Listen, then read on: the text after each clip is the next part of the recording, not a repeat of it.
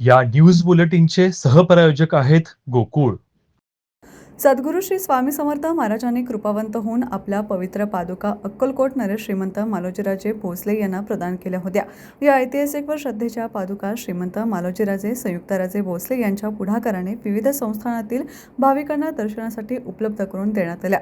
अक्कलकोट येथून सुरू झालेल्या या पादुका दर्शन यात्रेत सातारा, फलटण, मिरज, सांगली, फोंडा, पणजी, सावंतवाडी, कागल आदी ठिकाणी भक्तांनी मोठ्या श्रद्धेने दर्शन घेतले.